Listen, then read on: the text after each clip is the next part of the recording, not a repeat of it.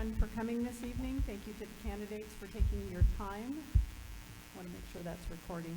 Russ, would you look up and just make sure that the... Perfect, thank you. All right, we had a little bit of technical difficulty before you all got here, but seem to have that all taken care of. Thank you, candidates, for coming this evening. I'll introduce them. They sat, again, amazingly in the order I have them listed in my book. I didn't put table tents up tonight, so you must have been reading my mind. I'd like to welcome Susan Wilkins, John Towers, and Sari Bleasner. They are running for Lake Washington School District School Board position number 5. Thank you for attending this candidate forum. It is hosted by the Education Hill Neighborhood Association. My name is Paige Norman, and I'm your moderator this evening. Each candidate will be given 2 minutes for an opening statement, followed by questions from the audience. I hope you all have lots of questions this evening. Candidates have been emailed a list of topics that may be covered this evening. And in case you're all very shy and there's no questions, I do have some topics and some questions that I will be asking them. I hope to spend the majority of our time this evening with questions from the audience. And please direct all of your questions to all 3 candidates. Responses will be limited to 2 minutes per candidate. So you'll have 2 minutes for an opening statement and then 2 minutes to respond. My timer is seated right down here. He has nice, great, big numbers for you. Appreciate that. And it works for my eyes too. I like it. It will start to beep when you have 3 seconds left. Okay. And I'm sorry, I don't have a shepherd's hook to pull you off the stage. All right. Please take a moment to silence your cell phones so that there are fewer distractions for our candidates. Tonight's forum is being recorded and will be posted on social media, including our association's website and Facebook page. Recordings are the property of EdHNA and may be shared for the purposes of information. Please mention EdHNA when sharing any recording or material that is directly from EdHNA. Candidates, again, thank you for coming this evening. I'm not sure if the weather's decided what it's going to do, but I appreciate you coming out. And we're going to go ahead and get started. So I'm going to go ahead and let you start with your opening statements. Again, you have 2 minutes for your opening statements, and we're going to start with Sari. Okay. Oh, and one more reminder, you need to speak directly into the microphone. There you go. Like that? Okay. All right, so first off, thanks, Paige, so much for having us tonight and letting us have this opportunity. And also thank you to all of you for coming to be able to discuss public education. It's great to see all of you here. My name's Sari Bleasner, and I had the honor to serve as one of your representatives on the board for the last 8 years, and currently as president of the board. In that time, I've come to understand the board's role in ensuring that Lake Washington is a well-managed, high-performing school district, and I am seeking re-election to continue building a world-class school district. As I thought about what to say this evening, rather than giving my background, which you can find that on my website at saribleasner.com, I decided to provide some insight into who I am and what motivates me. So here goes. I value and support great schools because they are the foundation of a strong democracy. I believe that schools are a key component of great communities, and I believe that to be a great school, all students must receive an excellent and equitable education. My professional experience is varied, from community organizer as a Peace Corps volunteer in the Dominican Republic, to a disease investigator with public health, to a data analyst for HopeLink here in Redmond. In all my roles, I use my analytical skills, experiences, and relationships to positively impact the world around me. My campaign logo, a Mondrian-inspired design, reflects my passion for the arts and my desire to be forward-thinking, recognizing that education today is different and requires innovative ways to respond to challenges and to ensure students are future ready. So finally, I'd like to say I believe in aspirational goals. Without them, we cannot reach our potential. I believe that solutions to complex problems are possible with the right information, people, and mindset. I believe that collaboration and engagement by all, students, families, community, businesses, are vital to great public schools. We do this together. Thank you. Thank you. Mr. Towers? Good evening, everyone, and thank you, Paige, for doing this for us. I have been involved in the community ever since I was really in middle school and high school.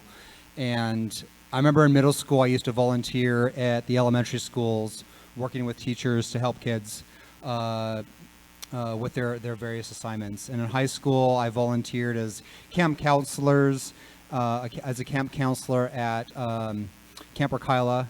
I graduated from Sedgwick High School up in Sedgwick, and eventually I really didn't know what I wanted to do in school. And I was 23 when I really finally decided that I wanted to be a chiropractor. And that is my passion for education in general. Is not every child is meant to be put in the same box. Every child's going to learn differently. Some kids aren't going to learn to read until maybe they are 5 or 6 years old. And when it comes to education, my whole passion is let kids learn in their own style and in their own timing. That's my big passion when it comes to education. The other thing that I'm really passionate about in regards to education is when it comes to graduation. Not every child is really meant to go to a 4-year college. Maybe a child wants to go to a 2-year tech school. Maybe a child has knowledge that they can become an entrepreneur and not have to do the extra education. There are so many options for every single child. My big thing when it comes to education is the mental health of kids going through schools. When it comes to education, we can have whatever curriculum we want in regards to education, but if their mental health isn't right, it doesn't matter what curriculum we have, they're not going to be able to learn at the best ability. So that is why I'm running for a Lake Washington School Board. Thank you. Thank you. Susan? I would like to thank Paige Norman for organizing this candidate forum, and I'd also like to thank the members of the audience for coming on this beautiful sunny evening. My name is Susan Wilkins, and I've lived on Education Hill since 1997. I have 4 children who attended Lake Washington schools beginning in 1999. Our home school was Horace Mann, but I also had kids at Einstein for Quest, Rockwell on Variance, and of course, children at Horace Mann. During 2 full years, I had children at all 3 schools, and I was very dependent on the bus system, which I discovered wasn't terribly efficient and didn't help us. So I'm an expert on transportation at this point. One of my children had a serious math learning disability and failed the WASL in 4th and 5th grades, and I was required to take him out of school and homeschool him for 2 years. So I also became an expert on how much the district wasn't especially good at special education and special needs. 2 of my goals are going to be to improve the math curriculum, which I learned to teach. And the second is to improve the way that the district recognizes and teaches students with special needs. When my kids were in high school, they didn't want to get out of bed, so I discovered that it's really common for them to have circadian rhythm problems. My third goal will be to change the start times for high school to 9 a.m. and elementary schools to 8 and 8:30.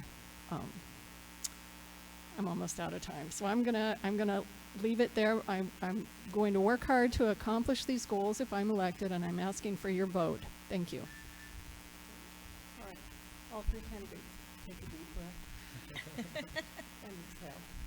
I think we're all a little nervous. This is my least favorite place to be, and I know that it's nerve-wracking to be up there with everybody's eyes on you, but you're doing a great job.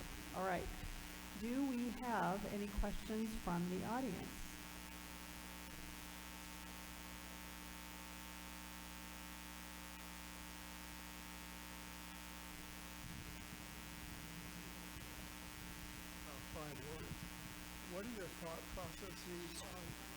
What are your thought processes on the capital projects levy? All right, so we will start with John. So when it comes to levies in general, the first thing that most people are thinking of, especially people who are involved with the school district, are taxes.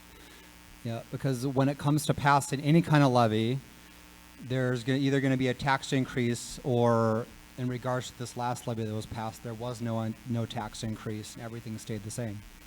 I think the most important thing about capital levies is that the money is spent responsibly and is going to the right things, and it's going to things that are going to improve the education and the process of education for all of our kids or our students. And I know that when it comes to levies, there's a lot of community input that comes into levies, and I think it's really important that when it comes to whether it's levies or it's bonds, that we get a lot of community input to have some extra insight into how we go about funding these levies, so that, and listening to the community input. I was at the mayoral election, or the mayoral town hall a few weeks ago, and one thing that they commented on was, a few of the candidates commented on, was listening to the community and listening to the residents. Because at the end of the day, all of us up here, whoever ends up in this position, Siri's been in this position for the last 8 years now. She is working for all of you and everyone in the Lake Washington School District. We are in service to the community. So when it comes to the community, we should listen to the community and listen and take some advice on, because there are a lot of smart people within Lake Washington School District who give some advice in how we spend the money, and because we are spending taxpayers' money when it comes to levies. But at the end of the day, I believe the way the tax structure is set up, we really have to pass these levies in order to give our kids the best education at the same time. Thank you. Susan? Okay, it's a broad question. What do I think of the recent capital projects levy? I think that the community was not allowed to give enough input into the process. One thing that will be built is a huge addition on Lake Washington High School. Well, Juanita High School is being rebuilt, and it'll have significantly more capacity. Now we're going to add capacity to Lake Washington High School. Redmond High School is a school that's very overcrowded. So what's going to happen is our Redmond students are going to be bused or have to figure out how to get themselves over to Lake Washington High School. That was an issue that there was no discussion on it. We're also putting additions on elementary schools when we really need another new standalone elementary school. I feel that the process was rushed through as kind of a Band-Aid because the bond failed, and now we're looking at more construction later on and additional schools probably where we don't need them. I would like to see better facilities planning and population distribution analysis before we go and propose any additional construction funds, whether they're bonds or levies. Thank you. Siri? So the capital projects levy, so as was mentioned, hasn't been mentioned yet. If we think back a little bit, there was a long-term facilities task force that took place. And the role of that long-term facilities task force was to put forward a plan for our school district to look at how we will deal with our capital projects that need to address our aging buildings and our growing population. If we are to look just at our enrollment, we've grown over 6,000 students in 10 years. That's an average of 10 new elementary schools to house 600 students in each one of those. So in that process, we've been putting forward the long-term facilities committee, put together a plan. So we were going to do a bond in 2016, which passed with 65%, and that's where you see the construction for Juanita High School going on. Kirk and Meade have been remodeled and rebuilt. They'll be opening this fall. Timberline's the new middle school that will be opening on Redmond Ridge this fall. We had the luck on Education Hill that we've opened Clara Barton over here on 172nd, as well as we've opened up Ella Baker over on Redmond Ridge. So we've opened up a total of 2,000 seats. We expect 3,000 out of this. When the plan of the long-term facilities task force was to then go forward with the next phase. For phase 2 was 2018, and that was the bond. Unfortunately, that bond only garnered 56% of the vote. It needs a supermajority of 60% in which to pass. So with that, the board sat and worked with the superintendent and looked at what are our possibilities going forward and how we deal with our critical capacity needs. The Capitals Project Levy was that option in which to do so. It allowed us to be able to do quicker addition components. Up the center of Kirkland is one piece where we see increased growth, as well as the addition at Lake Washington High School. That was part of our master plan, that when the reconfiguration was going to take place, there was always belief we would need to do that addition, and so we needed to. Redmond High has it, and Eastlake has it. It was time for Lake Washington to have it. I'd be happy to go into much more on the capital projects levy. It's very in-depth, lots of good things. Any other questions from the audience?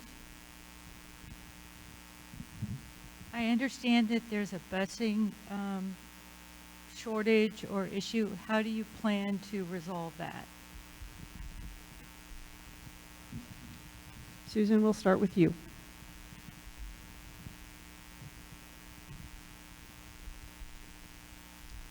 If we look at the total number of buses in the district, the school district has 136 buses. 86 are the full-length buses, 50 are the smaller buses. We have about 95 bus drivers. There is not necessarily a shortage of buses. There's a planning problem in this district. When we look at, and this is very unfortunate, when we look at the Director of Transportation, Jeff Miles, if you look at his LinkedIn page, you'll discover that he is running a bus company in Idaho. And so I have to ask, is he really dedicating adequate time to his job here in Lake Washington?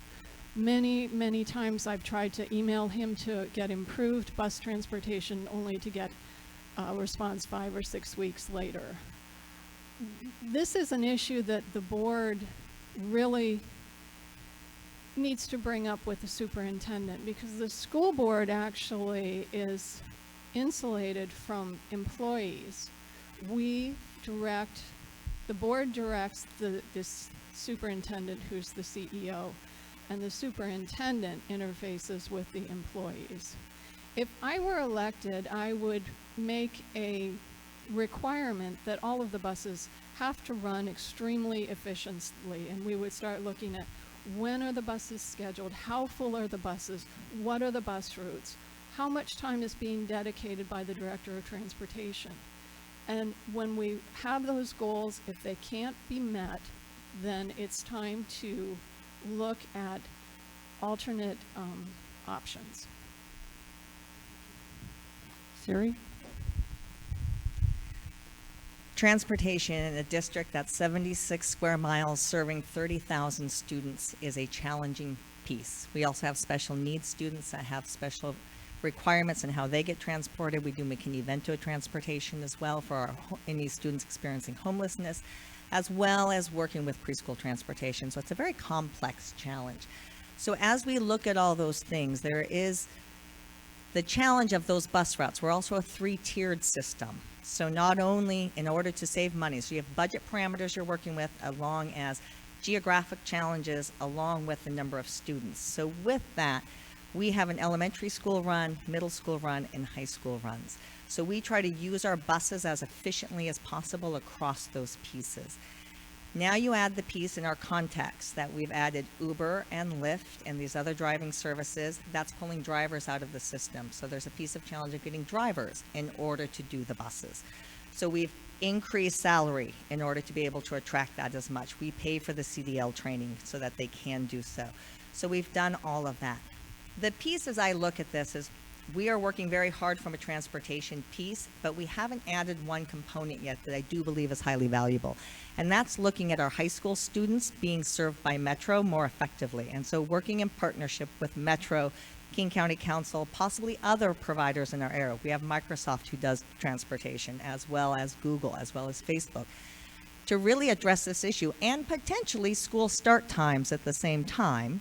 You might be able to look at how we provide our transportation more effectively in partnership and leveraging outside resources. Currently, Lake Washington High School is our only school here in Lake Washington who is served by Metro. We actually purchase some of those routes, so students down in the Audubon area have a bus route. That also means our local commuters are able to do so.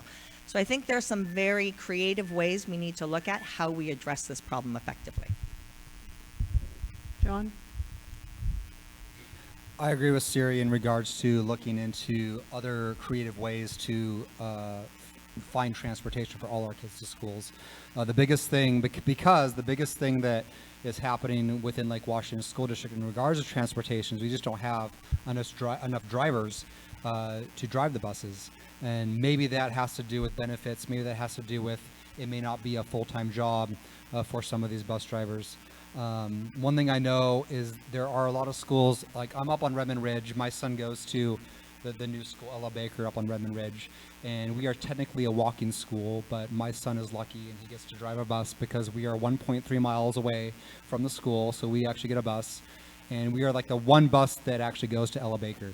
And some of the things I've heard from, because I do a lot of listening and community engagement when it comes to listening to a lot of people in regards to what's going on everywhere around our schools. And buses are one of those things where I've heard there's things that go on buses in regards to bullying, just like in schools there's stuff that goes on in regards to bullying that is a problem for some parents because they eventually don't allow their kids to ride the bus because their kids are getting bullied on the bus.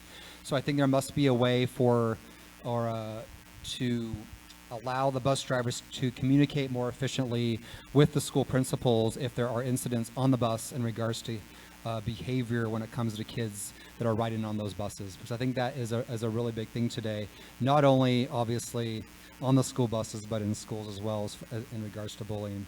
But really at the end of the day, it's we just need more drivers. But the good thing is a lot of new schools they are building are walking schools, so a lot of kids should take advantage of walking to schools if it really is a walking school.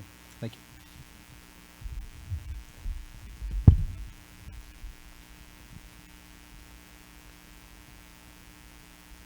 With such a large district, how do you expect to be engaged and involved across all these different communities?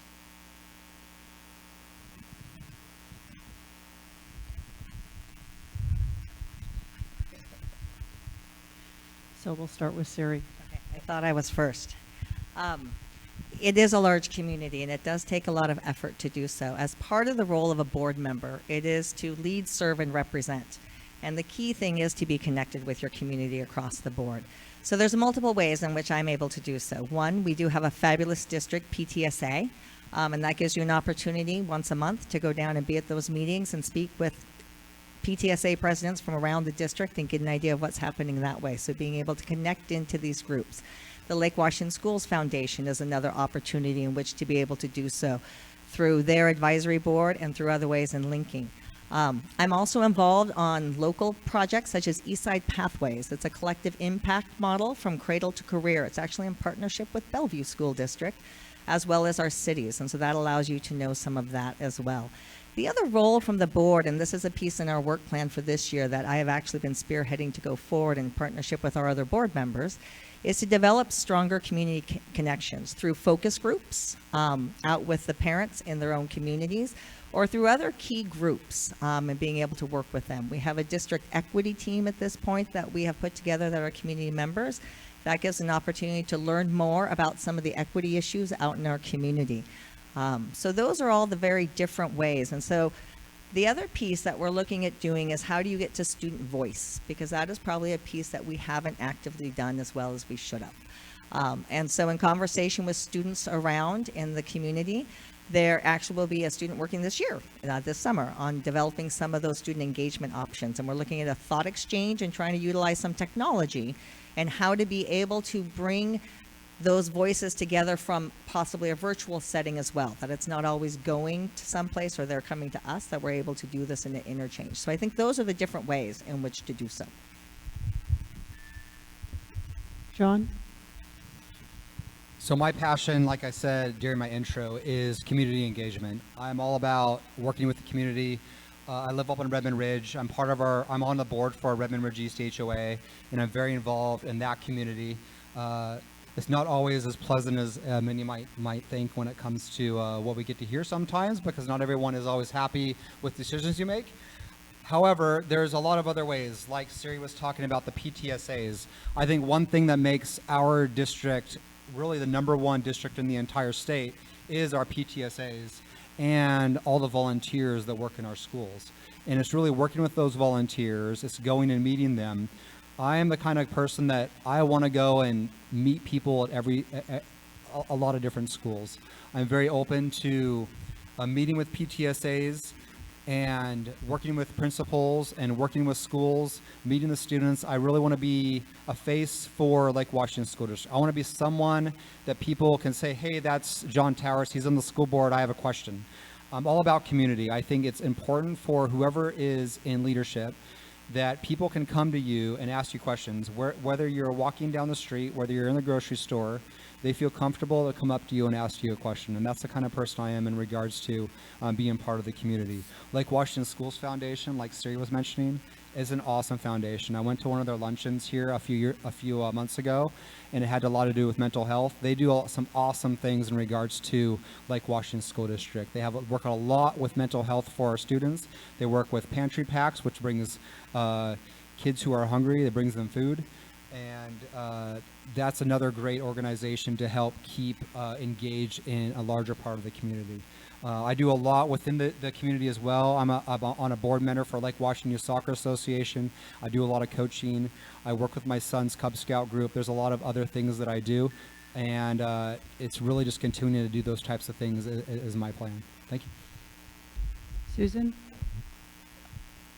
The question of how to engage with the community is, from my point of view, one of the best ways is to read Facebook posts, watch Twitter. The old electronic feed of things will give me an idea of what's going on.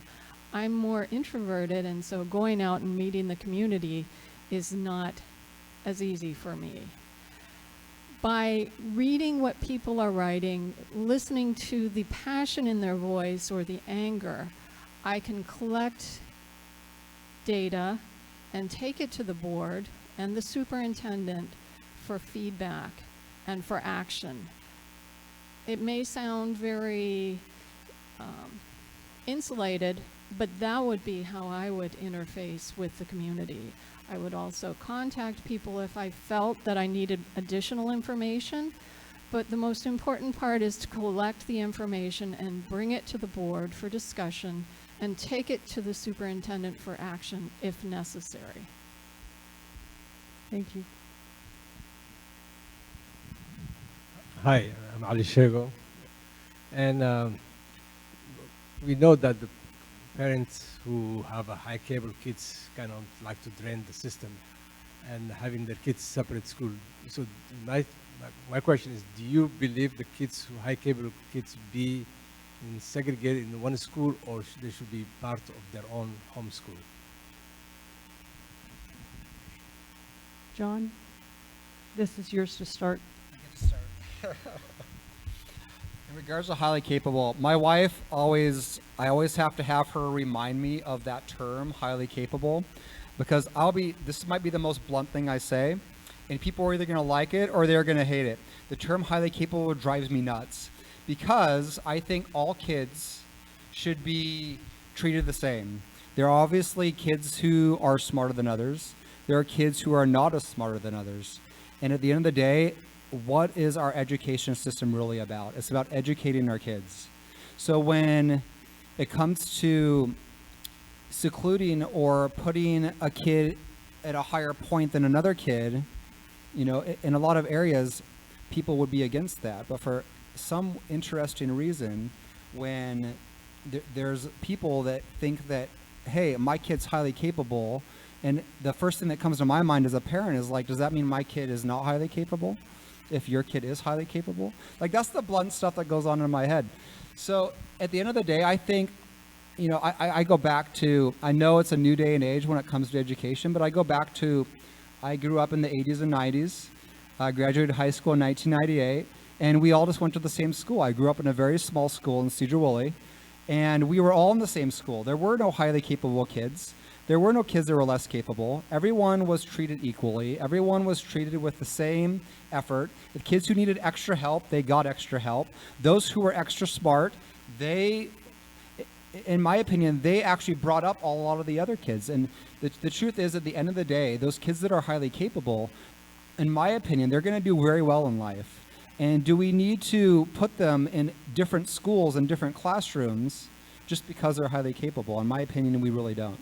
And that's my blunt truth when it comes to that. Thank you. Thank you. Susan? I have 4 children, and 2 of them were in the Quest program when they were in elementary school. So they were taken to a separate school, Einstein Elementary, and put in a special class. And that's what you're asking about. Was that okay?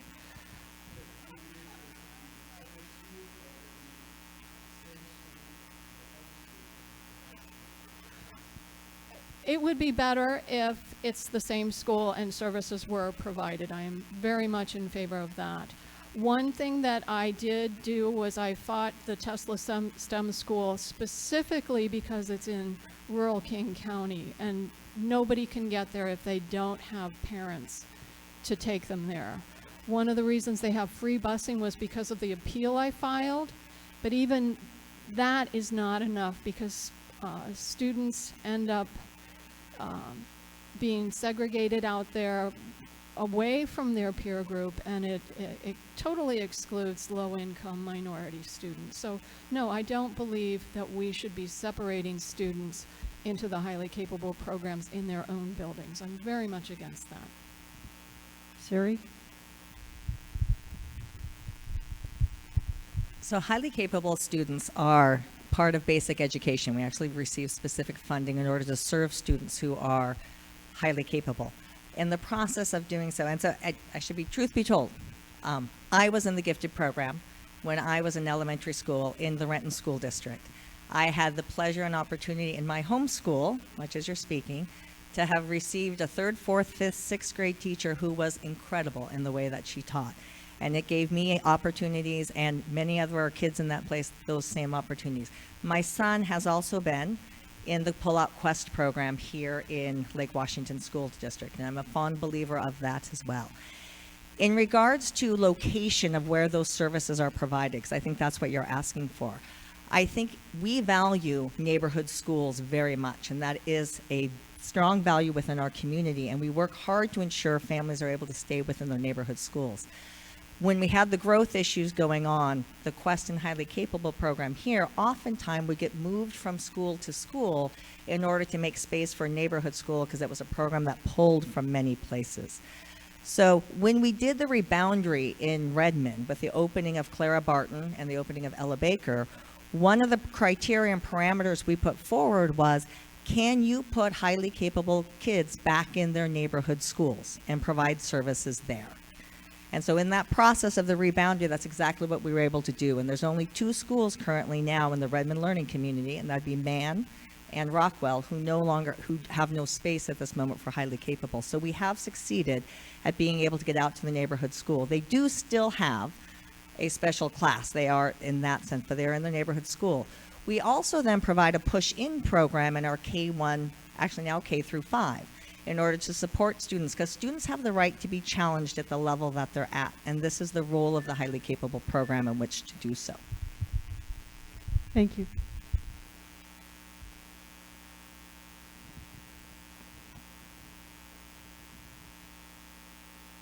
What I haven't seen in your bios is, why are you running for the school board seat? From what I've heard of other school board members, something grabbed them. Something was wrong, something that they didn't agree with.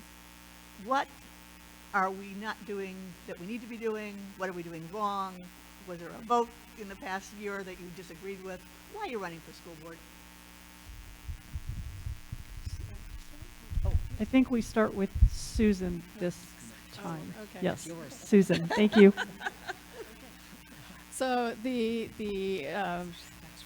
event or item that has driven me to run for school board probably was the start times that they said that they were going to be changing, and then I assumed it was for high school students, that they would be starting later, and discovered that no, it was the elementary students who would be moving to start times at 9 and 9:30 a.m. And I felt like, and the purpose of that was to add additional periods to the high school, from 6 periods to 7 periods. And so I felt, you don't put the burden on elementary students so that the high school students can have additional time in school. And the whole purpose of that was for busing. That was really the event that made me think I should work on this. And it's one of my 3 goals, is to get the start times for high school students later and elementary students earlier. So that's mine. Siri? So when I first ran for the school board, which was back in 2011, there was a time when my daughter has dyslexia. And so in that process, I had been advocating very heavily within the school district, trying to be able to get her services that she needed to go forward. In that time, I began to learn a lot about the challenges within the special education system, and we actually chose to deny getting an IEP and just accept a 504, because that would provide her what we needed, and that we would provide the additional services. My concern as a parent at that point was, what other students behind me, knowing that dyslexia is a very common learning disability for students who have difficulties reading and other components, that I wanted to try to change the policy from the other side so no other parent had to go through and do that. I will say what I've learned is I've been on the board for these 8 years, and the other component, so there was actually one other piece which drove me to do so: community engagement. When I was working with the school district, there were pieces that I didn't feel that they were going out to the community enough, similar to what you hear here, and that we needed to have more engagement to be able to bring that input in and have committees in which for parents to be involved and our community to be engaged. So those were my reasons in which I initially ran. At this point, I think we've been able to make some good progress in those areas. We have several different task forces at hand that helps to support that community engagement. We're working to reach out much more than we have before. At the same time, dyslexia has now we've started to do universal screening for dyslexia for the first time. There's some excellent work on reading difficulties going on. That has the possibility of really making that shift in that K2 and reading by 3rd grade. It's exciting opportunities. And what I see now is we have a lot of really solid work that's been done. We've just updated our strategic plan. There's going to be some revision and vetting and communications with the community to get feedback on that. And we're at the set to really go forward and really do some amazing work in multiple different ways. So I'm just excited to go forward with it. Thank you. John?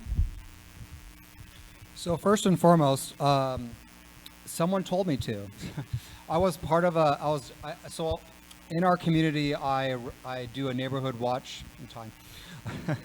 I do a neighborhood watch program, or not a neighborhood watch, but I do a block party. The last 2 or 3 years, I've organized a block party, and I had numerous people within the block party tell me you should run for something because you're so involved, you're engaged in the community.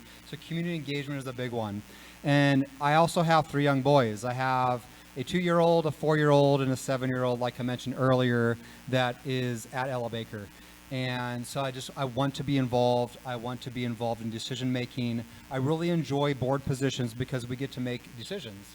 And we get to make logical decisions. And anyone that's on a board, and Siri would probably attest to this, that you have to have a level head to be on any board. You have to be able to have discussion with all the board members and come to a logical conclusion at the end of whatever it is that you're talking about. Mental health for me is probably the #1 thing on why I'm running for school board. Mental health for me is really, really important, because at the end of the day, our kids who are going through our school system, whether they have been tested as having a mental health issue or not, every child has something going on, whether it's a stress, whether they're depressed, something. And it's really the job of, whether it's the teachers, whether it's the school counselors, whether it is the principals or whoever, para-educators, to figure out which kids need extra help in regards to having the best education that they can have. When I was younger, I was a very, very shy student. Believe it or not, I did not like talking in front of groups. Now people can't get me to shut up. which I'm not sure what happened between when I was in second grade and now. I must have had a teacher that really inspired me at a very young age to be able to speak up in front of groups. But that's the kind of stuff that is really needed in our education system, is whether it's a teacher, like I said, a teacher, a paraeducator, a counselor, which I think we need more counselors in schools. We need more paraeducators in schools, because that is really, really important for us, our kids, to be successful in regards to their education. Can you please talk about how you think the district should address the increasing diversity in the East Side community? Siri. Thank you for that question. In the past years, as we've all noticed, there's been a lot of growth, and our demographics have shifted dramatically. We see a big increase in our English language learning population and all of that. With that comes great benefits, that we have this diversity and cosmopolitan, different viewpoints, and the opportunity to learn from everybody and across the board. On the other piece, there also brings challenges. We now have over 100 languages spoken within our schools, and so being able to provide excellent English learning language services to ensure that these students are able to get English as quick as possible and maintain their academic supports along the way, that's a big component. The other piece is working with our staff to ensure a culturally responsive teaching and being aware of the different opinions, different viewpoints, different cultural attitudes that come into our classrooms. That is important to be able to best respond to the needs of those students and ensure that they are integrated and brought forward. As been mentioned tonight in regards to school climate, that's the piece with this diversity that's come in, working with the equity and ensuring that we are able to incorporate and build a strong, welcoming, inclusive community for all those students is vital. And that involves both our staff and training very well on practices on how to do so. That involves working with our bus drivers so that they also know. It involves working with paraeducators. And so it's creating an environment where everybody comes in and feels inclusive. So I think those are all components. Our PTSA is probably another real big piece that is involved with that, and being able to support a community environment to bring families in, because not only is it the children in our classroom, but we have families who come from extensive backgrounds that are very different. We have some families who are choosing to come, and we have other families who have been coming as refugees, a very different concept. John? So I mentioned earlier that I'm on the board at Redmond Ridge East HOA, and this is the one thing that we've been dealing with within our own community up on Redmond Ridge. There was this new apartment complex built with 108 units, and it probably made the Redmond Ridge more diverse than it has ever been since they started doing building up there.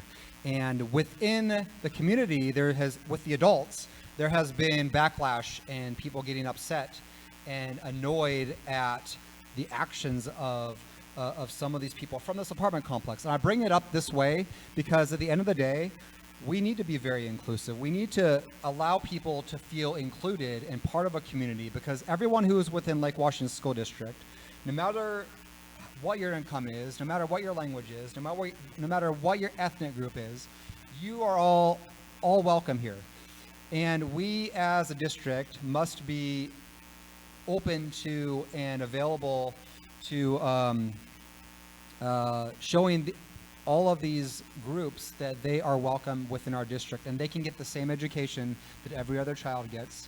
Because at the end of the day, what does every parent want for their kids? It doesn't matter who they are, it doesn't matter their sex, doesn't matter their income, doesn't matter language. They want their kid to have the best education possible so that they can go on in the future to do bigger and better things and be successful. That's what every parent wants for their kids. It doesn't matter what they look like. It doesn't matter how much money they make. They want their kids to be the best they possibly can. So the great thing is, I feel that Lake Washington School District is already on the path to performing that and allowing people of all different races, all different, whatever it is, to feel like they get a great education. And it's about educating a lot of times the parents as well, because a lot of times when it comes to the kids, talking to other kids, it comes to how parents are educating their own kids. Susan? I very much agree with just about everything that Siri said, and so I'm not going to add anything else. If we could move on. Okay, sounds good. Any other audience questions?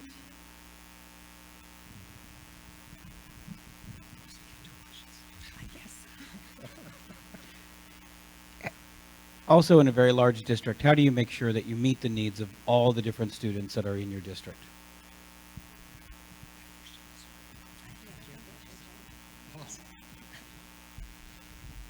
I think we start with John this time. When it comes to meeting the needs of every single student, it's what we were talking about earlier in regards to, you know, we have a lot of programs within our district. We have the highly capable, we have the special education, which I think they really are both important. Because you think of the highly capable, you know, I think of Montessori style. My wife is a middle school science teacher, so her and I have a lot of discussions. She is not in Lake Washington, she's in North Shore, so she's kind of, I guess, a competitor. I don't know. You guys decide. But we have a lot of discussions in regards to this type of thing as far as making sure we give all kids the equal opportunity within the district. So, and the discussion that what I always end up bringing up is we talk about highly capable, we talk about special ed. But what about everyone in between? Those are the ones that really need to have support as well. Because a lot of times those are like, I think sometimes they might feel the district isn't on purpose saying, hey, we're going to forget all of you in the middle. But I feel that some of the times the ones that are in the middle tend to get forgotten if they're not highly capable and if they're not special needs. But at the end of the day, we do need to address special needs. So if there's someone that needs extra help, we should obviously give them extra help. I'm a very realist in all of my thoughts. I'm very much a realist in how I think. You know, so obviously, if someone needs help, give them help. If someone is doing awesome in their education, we should probably make it a little bit more difficult for them and give them some extra things to do, and maybe even going up to the next grade. So if you're in third grade and you're doing fourth grade work, maybe you should be doing fourth grade work, and that's that Montessori type of style. But at the end of the day, that's I'm not sure how much a district can really change that right away. It's going to take state levels and federal levels to do those types of things. Susan?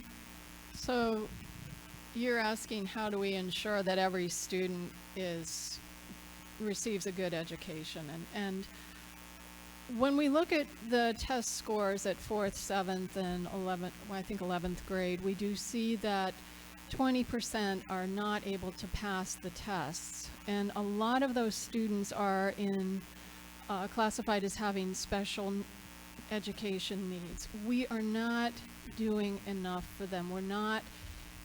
We don't have a program for parents to figure out how do they make their children, bring their children to the teacher's attention. I experienced that. Now, Siri referred to an improvement in the system. I'm not aware of it. Oh, okay. What I would focus on is creating a system that empowers parents to refer their children when they believe something is going wrong, whether it's a reading or a math issue or a behavioral issue, as well as teachers being able to refer students. I believe we need more counselors, we need more behavior therapists to help students learn to control their impulses. Basically, I think that special education needs a lot of work, and I would work to figure out how to make it happen quickly.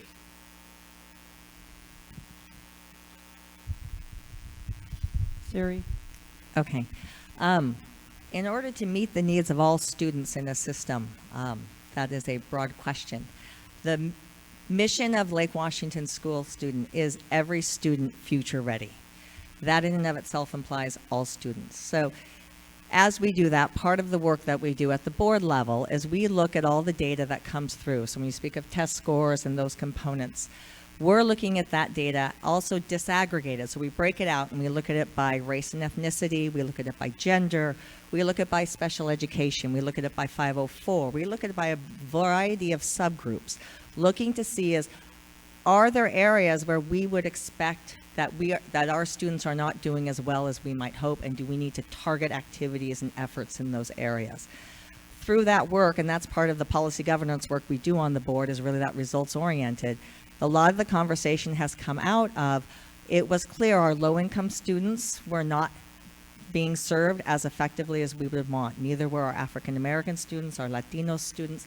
Special education students were not performing at the level we would hope would be possible. So we've done a lot of work in being able to address that. So there have been very targeted, effective programs that we've done so in being able to do these things. We have interventionists who work specifically with safety net. Some of the work with dyslexia going forward, hopefully we'll start to address those issues, as well as when we look at our graduation rates, which is sort of our ultimate goal in the long run for our school district. We now we have a 93.6% graduation rate, which is the highest Lake Washington has ever had. As we broke those out across all our groups, we've seen that each one of those groups has made significant progress and improvement, and that's because of targeted, specific interventions addressed to those needs. At the same time, that's the target. We do a lot of prevention work across the board and being able to set a school climate that all students can succeed within that setting, so that's the other component that you have to do.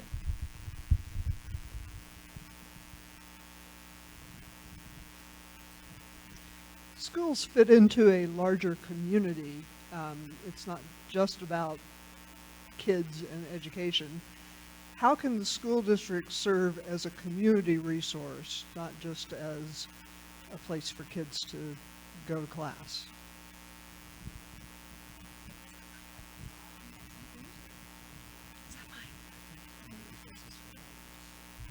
I believe it's Susan's. Oh, because I ended. Oh, that's right. So do Okay. yours. Could you repeat that? Oh, Good it thing was there's only three of how us. can schools act as a community resource? When school begins and school ends, there are children in the before school program and after school program who are there while their parents are at work. So we have very large I believe it's YMCA that acts as a daycare center. So from that point of view, they are already acting as community resources. We have lots of sports that take place. We have meetings that occur in the gyms. It's surprisingly use of our school facilities before and after school are difficult to even reserve because they are well subscribed to. Is that what you're asking? Siri? Our schools are community resources, absolutely, and they should be used 24/7 if at all possible in which to do so in that partnership. So some of the work that we've done over the last years is we do have memorandums of understanding, so basically agreements with our cities on utilization of space. So our gyms, our common spaces, our fields, all of those are in partnership with our cities to ensure that those facilities are being able to be utilized at all times. I don't know if anybody walks by Redmond High at any point, you will always see a soccer team out there, or possibly lacrosse, or football, or anything, but somebody's out playing on those fields. Our performing arts centers consistently across the district are utilized at all times and in high demand. So to build those partnerships means working with our cities very closely in which to do so, as well as to nonprofits in order to bring those services in. We also have very clear policies. Did you really give me 2 minutes? I don't think you did. Go ahead. Continue. Sorry. No, that's all right. Because the piece I want, no, I just lost my train of thought with that too. No, don't fire him. So with the whole community piece, so we've done a lot of work at really building those community pieces. Our policies actually at the board level, we have a policy specifically around this on our facilities that states, ensure that our communities have access to these facilities as long as it does not hinder curricular and student capacities. That's it. So our goal is really to build those and to make this happen. So I sit on the community stakeholders group for the city of Redmond. That helps to do some of those things to be able to learn those facilities. There are so many opportunities of what we could be doing with our schools. The possibility of partnering and being able to bring those together so that we have city facilities and needs with our parks and recs and different things and preschools, along with the school being offered. Old Redmond Schoolhouse is a perfect example of what we were looking at doing, with having a preschool in there, along with having the gym being used by the Historical Society being there. This is where our schools should be, because they are a key thing. At Rockwell, when we were there, we needed a kindergarten playground. And I remember applying for a Starbucks grant, but it had to be a community playground. And they were like, well, this isn't a school. Who uses it? I said, our schools are parks in our community. That's what they are. They're part of our green space. So that's how we need to view them and to build those partnerships even more going forward so that they're even stronger. John, You got 2 minutes? Oh. Yeah, you can get through that one. I went on, sorry. go ahead and start as soon as he starts You should talking. give him 3. We're good. When it comes to the district involving, more of the community, when it comes to the Lake Washington School District specifically, I've been involved in the people using those resources. I remember back in it's probably 1997, 1998. I started officiating soccer in 1994. I was 14, so just do the math on how old I am now. So I remember in 1998 or 1999, I was in Redmond High school field, and we were reffing like a state cup game. But in my head, I was from Cedar Woolley, small town, hick town, right? And I just assumed I was in Seattle. So according to me, I was in Seattle, even at Redmond High School. And then eventually I moved here 10 years ago. And now I know Redmond is not Seattle. Youth fields for their soccer practices. I also coach Lake Washington Youth Soccer. I coach my son's first grade team. The other interesting thing is a lot of these sports groups like Lake Washington Youth Soccer, Redmond North Little League, they use grade levels for based on where they put these kids on their teams. And a lot of these kids are going to the same school together. So all these parents get to meet each other outside of the school while their kids are playing sports. So I'm obviously a huge advocate for sports because I think sports teaches a lot of things, life lessons in itself, and also the way that our sports system is set up on the east side is very, very linked to the school district. In Richmond, I taught an enrichment class at Ella Baker. I taught a soccer class, an after-school class this past year. So I got to actually engage and work with kids within the schools as an outside business. That's it. That's my 2 minutes.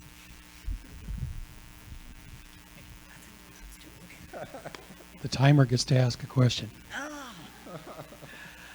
I have a son who's 20 years old. He thought he wanted to go to college. He went over, spent some time at Central, did not do well, and figured out at the end of a quarter that he was done. But what he did discover at that point in time was that technical education was for him.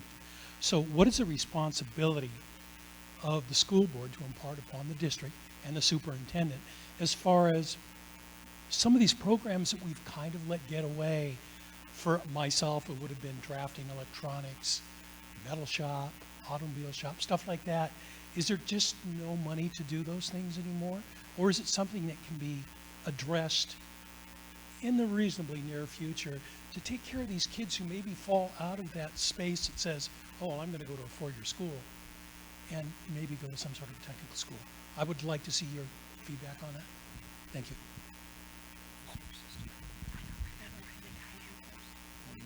I believe it's Siri.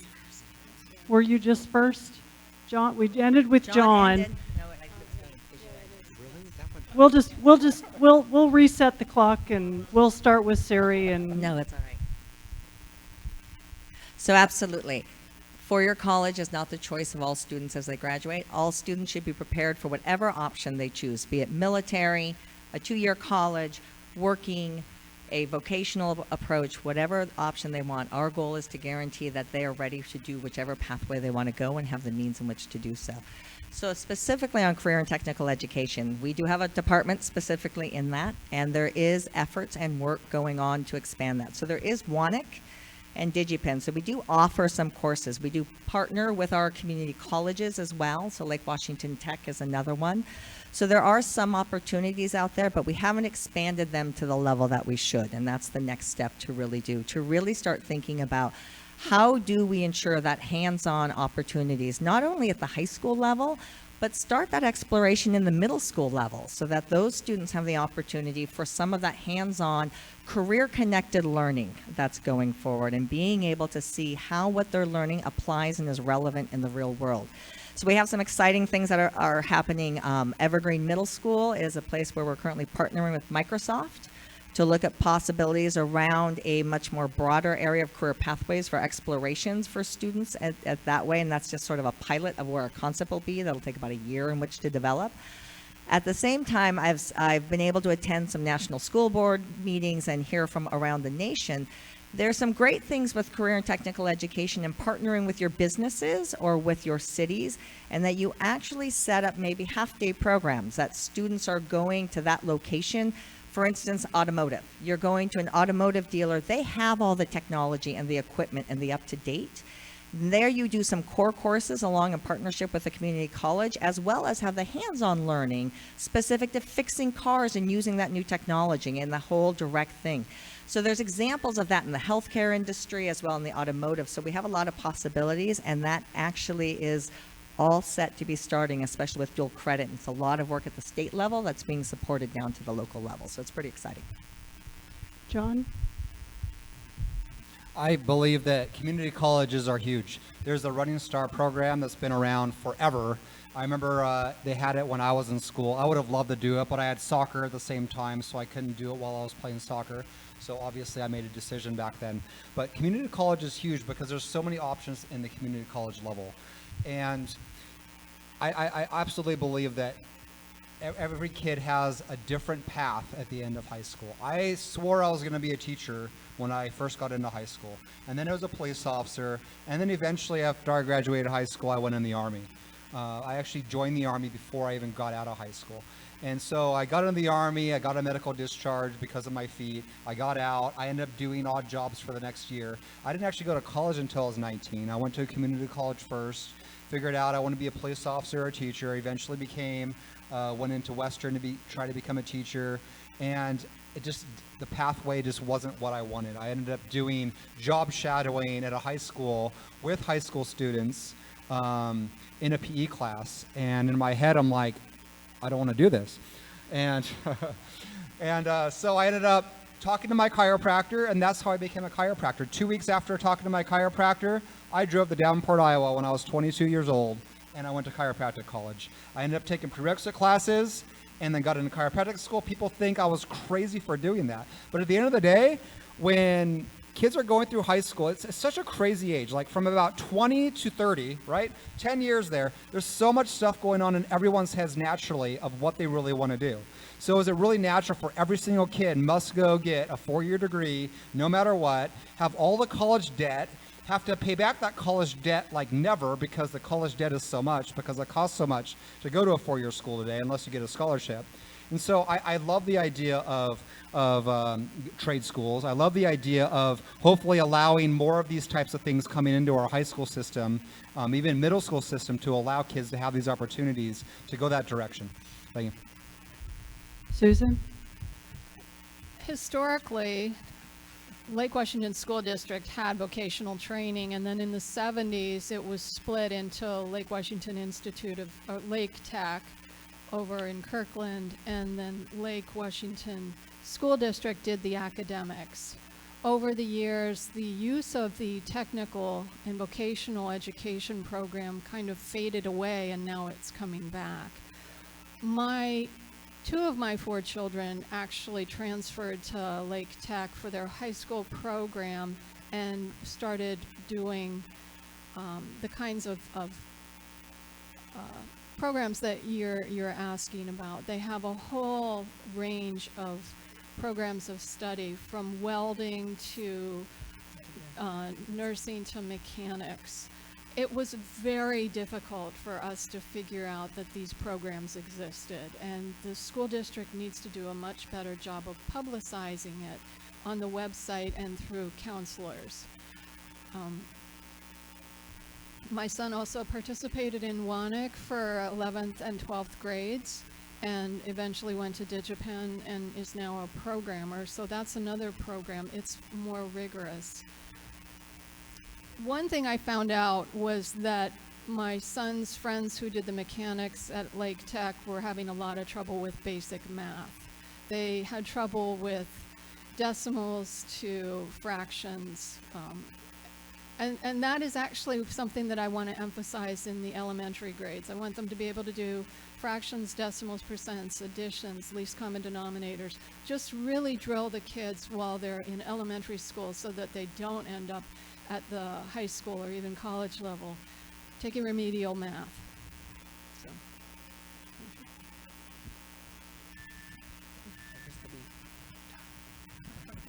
I think each of you in the course of the evening have mentioned special education. From what I've seen, it needs help. We have silos, we have kids that are, their time in Gen Ed is either during lunch and or during recess or PE classes where they're playing off separately. There is a push among parents for inclusive education. What does inclusive education look like to you? How can we get these kids out of sequestered classrooms and into the general education classrooms?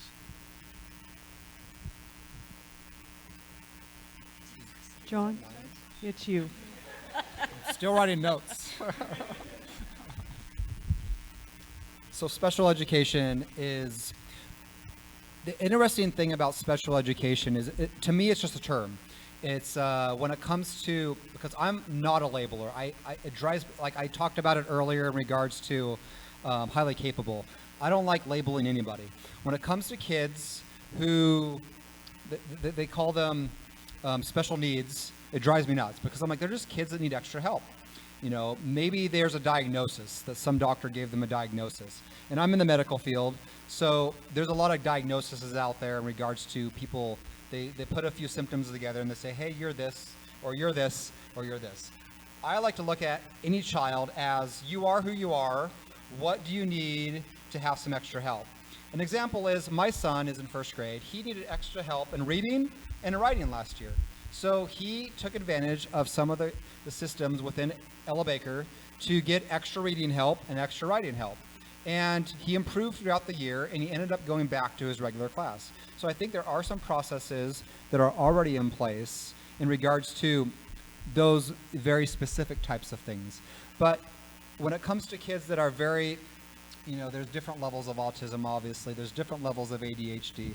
When it comes to kids that get those specific diagnoses, because, you know, that's probably part of what we're talking about, sensory issues, those types of things. I think paraeducators and counselors are the two people that can help them get back into the classroom the quickest.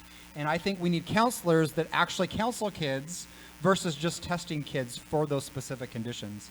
We need counselors who work with kids on a daily basis. They have questions, if they have needs, if they have issues, they can go to them and talk to them versus those counselors just testing. And we have paraeducators that are working with them as well to help them outside the classroom. And the whole idea is to get them inside the classroom.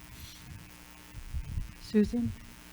It sounds like you think that students with special education needs are being completely removed from the classroom, and I think that's not the case. That was the case about 20 years ago, and from talking to parents, it was just awful. Currently, special education students are integrated into the classroom. What we need more of is to take them for tutoring and behavior therapy, especially during the time when they need to be, let's say for reading. They shouldn't be in the regular reading program. If they can have a tutor who can help with their dyslexia, that's what we're looking for. We want to target the learning to the disability. That's what we really don't get enough of. The idea that children are ostracized, well, that's a different issue. That's children refusing to play with other children.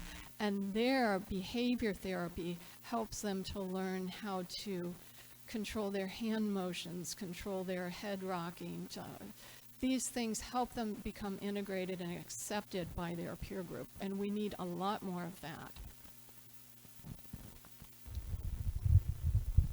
So thank you, Mickey, for that question. Inclusion in the special education area has been a very hot topic, I guess I would say, at this point in time. It's being advocated for very strongly nationwide as well as here, and as well it should. Inclusion is speaking to that a student with special needs should be served in the regular education classroom to the highest percentage possible. That pulling them out into a excluded classroom actually is not doing a service for that student. And so how do you go about including those students? Washington State, if you look at the data, does not show to be very well in the area of inclusion. And Lake Washington as well, when we did the special education review, there were definite issues that we were not performing the way we should in the area of inclusion of our students in regular education. So with that, there has been efforts that Lake Washington has been involved with, and I'm sure you're aware of, Mickey, I have no doubt. With that, we have been working for the last year at preschool is more specifically where we've been doing a lot of the work. So I've been working with the University of Washington to design the inclusion model to be able to do it. They call it a 50-50. So we'll have 50 regular developing, typical development. I'm trying to remember the actual terminology, and correct me if I'm wrong, Mickey, as to what it should be.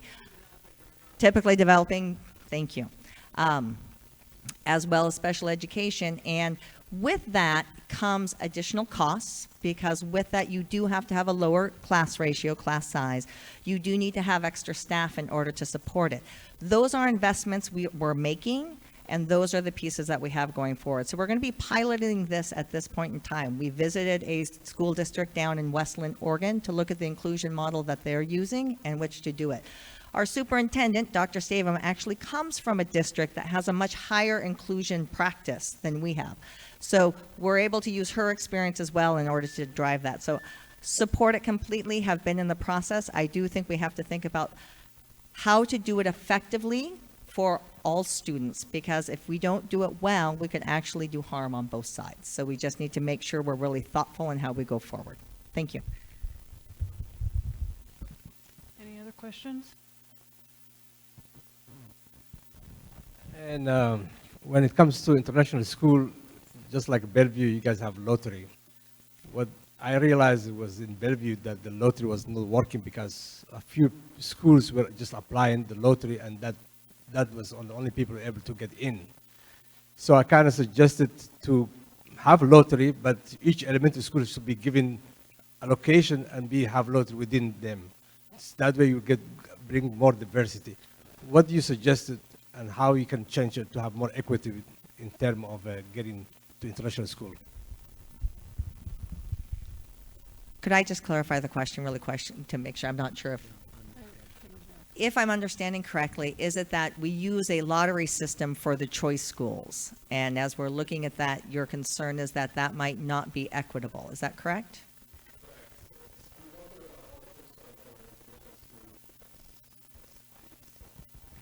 So in Bellevue, that has the international school, similar to that we have the International Community School in Bellevue, and we have the international school here in Lake Washington, and that's one of our choice schools. Okay. Does that make sense? Yes. Okay. Thank you, Suri. Susan?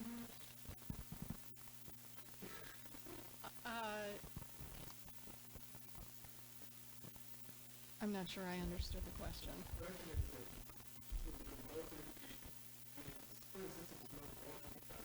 Oh, okay. Okay. So the question is, for Yes. choice schools, I is have- the lottery system Yes. fair, Yes. for lack of a better think word? The lottery system is based on the students who submit their name and their application to the specific school by the specific date, and too many students don't really even understand the process. If to be more equitable, every student should end up in the lottery system and get a number, and then once they have their number, they can decide what they want to apply to and how they want to use that. The real question is, why do we have such a shortage of choice schools? Why can't we offer enough to fill the need? And the answer is there's no good reason. We should find out how many students are interested and then adjust the programs to fit the demand. That's probably the best way to move forward. Currently what we have is it doesn't really work. I agree. And I don't know enough about Bellevue's to comment on their program.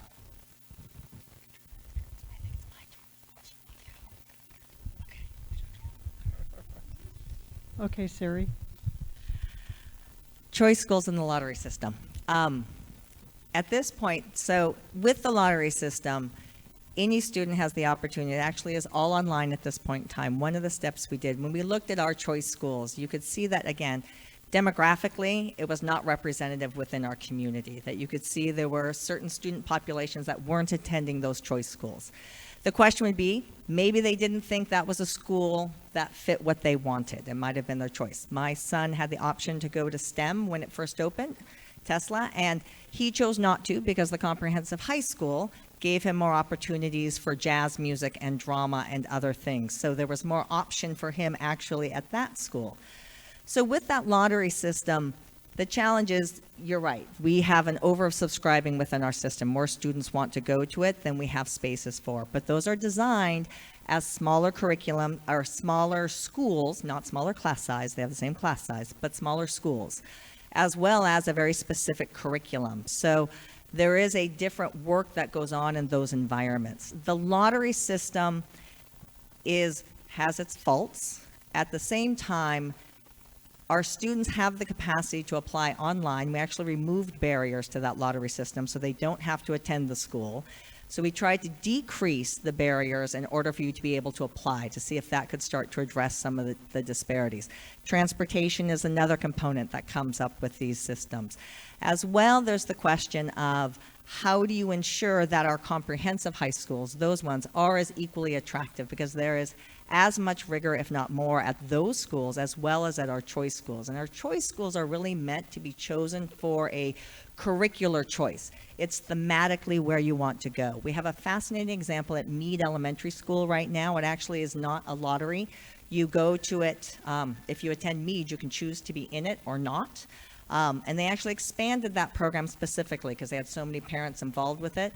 But there are parents who don't want it as well. And so you have to, when you have a scarce resource, as a choice school concept is, a lottery is one way to do it. You can change the system, there'll just be other challenges in which to do so. So I love the idea of choice schools. I think it's great to have other opportunities for kids that may not, do well in a specific environment in a larger school. And I think in a perfect world, we would have choice schools, more choice schools all around Lake Washington School District, and have really small class sizes, 15, 16 kids to one teacher.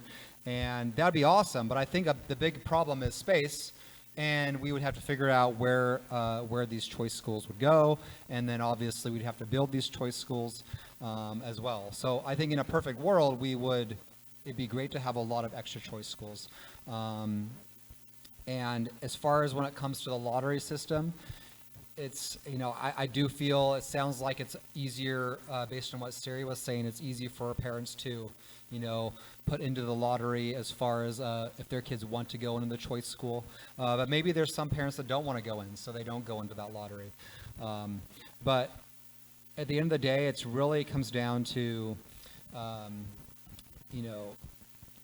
making it easily accessible for parents to just get into the process of potentially getting their kids into those schools. And I know it's kind of a double-edged sword, because I think, you think of, again, I go back to the parents' thought in their head. It's like, hey, my kid would do really well in a choice school, but I have to get into this lottery system, and then they don't get chosen, and they get put right back into a school where they're not being successful. So I think that's one area we can have a lot of discussion on the school board, as far as like, what can we do for those kids and those parents whose kids aren't doing well in the specific environment that they are in a so-called regular school versus a choice school. This will be our last audience question. What's your feeling about year-round school and meeting the capacity of our growth issue? 2 questions, or do you want them to work together? Okay. So John, you ended, so it's actually Siri this time.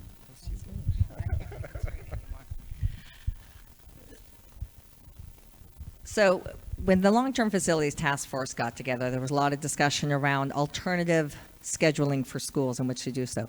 There are year-round schools in the sense that you go year-round. You have like you go for 3 months, you take 3 weeks off, you come back for 3 months, and that's actually one system of year-round school. That does not increase any capacity within your schools to do more.